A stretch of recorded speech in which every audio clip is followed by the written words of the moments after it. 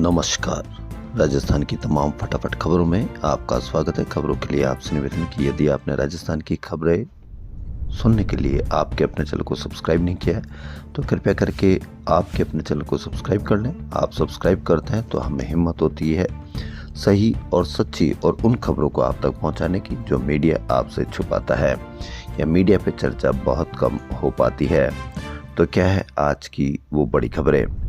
राजस्थान में अब 2 से ज्यादा संतान वाले पंचायत और निकाय चुनाव लड़ सकेंगे। मुख्यमंत्री भजनलाल शर्मा की अध्यक्षता में बुधवार को कैबिनेट ने 31 साल पुराना भैरव सिंह सरकार का फैसला बदल दिया। सरकार ने माना कि जनसंख्या नियंत्रण की जरूरत नहीं है। राजस्थान पंचायत राज संशोधन विधेयक 2026 और राजस्थान नगर पालिका संशोधन विधेयक 2026 लाने, राजस्व, सूचना व आर्थिक अपराध निदेशालय के गठन, राजस्थान औद्योगिक पार्क प्रोत्साहन नीति बनाने सहित कई फैसले किए गए। इसलिए अब 2 से अधिक संतान वाले भी लड़ सकेंगे पंचायत और निकाय चुनाव। देखना ये कि कितने अधिक अब इस पंचायत और निकाय चुनाव लड़ने के लिए तैयार है। एक और खबर खिलाड़ियों के लिए। राष्ट्रीय स्तर की प्रतियोगिताओं के लिए प्रदेश के पहलवानों को हवाई यात्रा का टिकट मिलेगा। राजस्थान राज्य कुश्ती संघ ने यह पहल तमिलनाडु में नेशनल गेम से की है। बुधवार को जयपुर से अंडर 15 के 30 पहलवान और 10 कोच हवाई जहाज से गए। अध्यक्ष राजीव दत्ता ने बताया कि लंबी यात्राओं के कारण खिलाड़ियों को शारीरिक और मानसिक थकान होती थी। अब वे प्रतियोगिताओं पर अधिक ध्यान केंद्रित कर सकेंगे। निर्वाचन आयोग ने पंचायत चुनाव के लिए मतदाता सूची का अंतिम प्रकाशन कर दिया। ऐसे में माना जा रहा है कि अगले माह तक पंचायत चुनाव का शेड्यूल जारी हो जाएगा।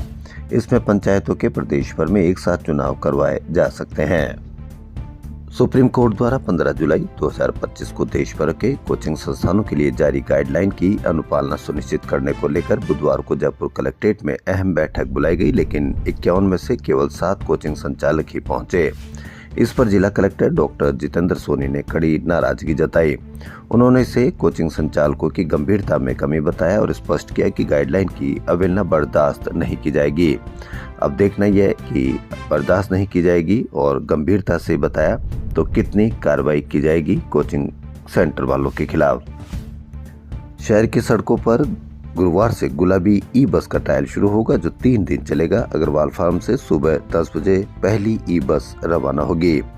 फिलहाल 12 सीटर और 9 मीटर की लंबाई की 2 बसें जयपुर पहुंची है, जिनके संचालन, बैटरी क्षमता और यात्री सुविधा का परीक्षण किया जाएगा। राजस्थान में बसों की हड़ताल दूसरे दिन बुधवार को भी जारी रही। हड़ताल का सबसे अधिक असर जयपुर और बीकानेर रूट पर दिखा।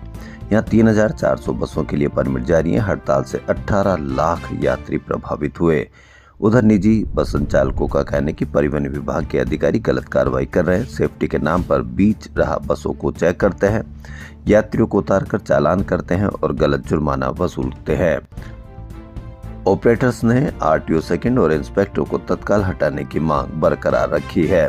साथ ही उनकी मांग है कि एमपी और यूपी के तर्ज पर स्लैब कम किया जाए। दूसरे दिन भी सरकार और निजी संचालकों में हुई वार्ता में समाधान नहीं निकला।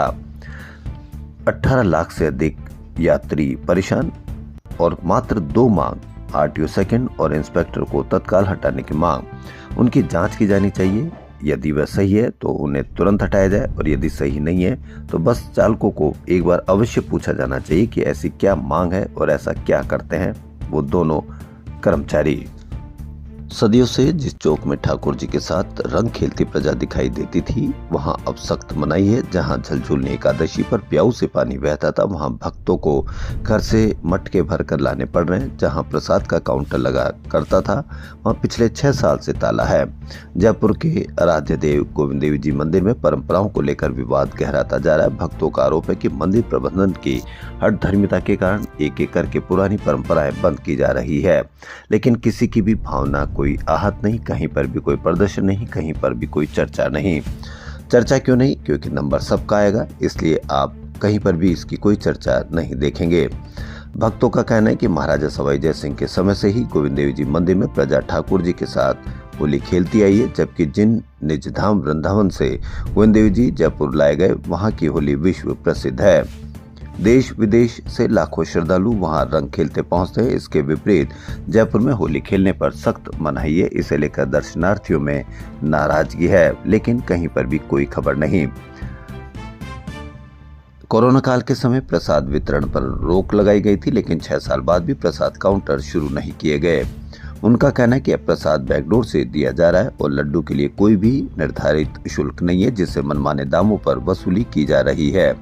ये कहना है एडवोकेट सुरेंद्र सिंह राठौड़ का। लेकिन आपको कहीं पर भी कोई बड़ी चर्चा नहीं। लेकिन यदि ऐसा कोई दूसरा होता तो आप जानते हैं कि किस तरह से बड़ी खबर होती।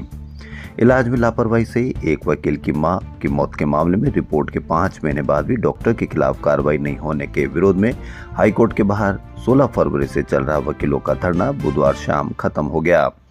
रास्ता रोककर बैठे वकीलों ने पुलिस से समझौता होने के बाद अपना धरना खत्म कर रास्ते को खोल दिया और पुलिस ने बैरिकेड्स हटा दिए। वहीं आरोपी डॉक्टर का पुतला दहन कर वकीलों ने खुशी मनाई। 7 मांगों पर सहमति बनी है। 10 दिन बाद ट्रैफिक बहाल किया गया है। जयपुर शहर जिला कांग्रेस कमेटी के नवनियुक्त अध्यक्ष सुनील शर्मा का बुधवार को पदभार ग्रहण समारोह हुआ। इतनी भीड़ जुटी कि जैसे शक्ति प्रदर्शन हो। इसे देख पीसीसी चीफ गोविंद सिंह डोटासरा ने खुशी जाहिर की। इसमें पूर्व मंत्री प्रताप सिंह खाचरियावास ने कहा कि भाजपा जयपुर शहर में गाय के नाम पर दंगा कराने की साजिश रच रही है। कांग्रेस को सावधान रहने की जरूरत है। हाल में कई अभियुक्त पकड़े गए हैं जो भाजपा कार्यकर्ता निकले। जयपुरवासी तय कर चुके हैं कि दंगे नहीं होने देंगे। हिंदू मुसलमान एकजुटता के साथ रहेंगे। राजस्थान में माली सैनी समाज के 12% अलग आरक्षण की मांग को लेकर बुधवार को शक्ति प्रदर्शन किया गया। प्रदेश भर से निकली जन अधिकार यात्रा जयपुर पहुंची। समाज के लोगों ने नारेबाजी करते हुए लंबित मांगों को शीघ्र पूरा करने की जोर शोर से मांग उठाई। रैली घाट की गोणी से शुरू होकर 22 गोदाम तक निकाली गई। यहां से विधानसभा घेराव के लिए रवाना हुए, लेकिन पुलिस ने रैली को रास्ते में रोक दिया। इसके बाद 22 गोदाम पर सभा आयोजित की गई, जिसमें समाज के नेताओं ने अपनी मांगे विस्तार से रखी। संघर्ष समिति के प्रदेश अध्यक्ष सीपी सैनी ने कहा कि अब समाज अपने अधिकारों के लिए निर्णायक लड़ाई के लिए तैयार है। पर्यावरण संरक्षण के लिए पेड़ लगाना जितना जरूरी है, उससे अधिक पेड़ों को बचाना भी है। जयपुर के आसपास स्थित श्री पिंजरापोल गौशाला सांगानेर व गौ सेवा परिवार समिति बगरू की ओर से संचालित रामपुरा ऊटी स्थित श्री भैरू जी महाराज गौशाला में 1 माह से गोकाष्ठ तैयार किया जा रहा है। होलिका दहन के लिए करीब 2200 क्विंटल से अधिक गोकाष्ठ तैयार है। अब देखना यह है कि गोकाष्ठ से होलिका दहन किया जाता है या फिर वही पेड़ पौधों से किया जाएगा। विधानसभा में बुधवार को यूडीएच एवं स्वायत्त शासन की अनुदान मांगों पर बहस के दौरान उदयपुर वाटी से कांग्रेस विधायक भगवान राम सैनी ने घोटालों के कागज दिखाते हुए कहा कि मेरे इलाके का विकास हो चुका। आप तो तत्कालीन निकाय चेयरमैन कोमल और ईओ द्वारा सफाई कर्मी देवीलाल के साथ मिलकर किए करोड़ों के घोटाले की जांच करा दो। बोले स्थानीय की जगह जयपुर के फर्म करनी एंटरप्राइजेस को बंदर पकड़ने से लेकर सारे ठेके दिए गए। 5 की जगह 25-25 टेंडर लगाकर करोड़ों रुपए उठा लिए गए। सारे काम एक ही फर्म कर रही है। ईओ और चेयरमैन ने मिलकर घोटाले किए। सारे बिल टेबल पर रख देता हूं। पिछले महीने फिर बंदर पकड़ने के नाम पर 25 लाख रुपए का चूना लगा दिया। इसकी जांच करा दो, विकास हो गया। देवीलाल सफाई कर्मी है, लेकिन इसके लिए डीएलबी डायरेक्टर ने 5 बार सिफारिश की। उसका प्रमोशन और कर दिया। वह प्रमोट होकर विकास शाखा में लग गया और 4.38 करोड़ के टेंडर लगा दिए। ईओ और देवीलाल ने मिलकर आपदा के इमरजेंसी कार्यों के नाम से ही 163 टेंडर लगाकर करोड़ों रुपए उठा लिए। नियम है कि 5 से ज्यादा टेंडर नहीं लगा सकते हैं। 3 दिवसीय 20वीं ऑल इंडिया हनुमान सिंह महिला हैंडबॉल चैंपियनशिप का आयोजन गुरुवार से एसएमएस स्टेडियम के इंडोर हॉल में होगा। इस टूर्नामेंट में देश भर से 10 महिला टीमें हिस्सा लेगी। खेल मंत्री राज्यवर्धन सिंह टूर्नामेंट का उद्घाटन करेंगे। राजस्थान हैंडबॉल संघ के सचिव यश प्रताप सिंह ने यह जानकारी दी है। बाबा शाम के 8 दिवसीय लक्खी मेले के 5वें दिन बुधवार को भी शाम भक्तों का आने का सिलसिला बना रहा। रंग रंगीले सतरंगी मनभावन फाल्गुनी मेले में जयकारों के साथ पदयात्रियों के संघ के खाटू धाम की ओर बढ़ते नजर आ रहे हैं। राजस्थान बोर्ड की 10वीं की परीक्षा में नीम का थाना ब्लॉक के प्रीतमपुरी सीनियर सेकेंडरी स्कूल में सामूहिक नकल कराने का मामला उजागर हुआ है। स्टूडेंट को पर्चियां पहुंचा रहे थे शिक्षक व फोटोग्राफर, केंद्राधीक्षक और स्टाफ को हटाया गया। कैसे आपके नंबर आएंगे जबकि पर्चियां पहुंच रही है हर जगह पर्ची की बात, लेकिन कितनी कार्रवाई होती है इसको आप अवश्य कमेंट करके बताएं। आपके बच्चों की कीमत कितनी है इसकी आप एक वानगी देखिए। नीरजा मोदी स्कूल में 1 नवंबर 2025 को ही चौथी की छात्रा अमायरा की मौत के मामले में सीबीएसई ने सिर्फ सॉरी बोलने से ही स्कूल प्रबंधन को माफी दे दी। बोर्ड ने स्कूल की 9वीं से 12वीं तक की मान्यता खत्म करने के आदेश में आंशिक संशोधन करते हुए 9वीं और 10वीं की मान्यता बहाल कर दी है। फिलहाल अब सिर्फ 11वीं और 12वीं की 2 सत्रों की मान्यता ही रद्द रहेगी।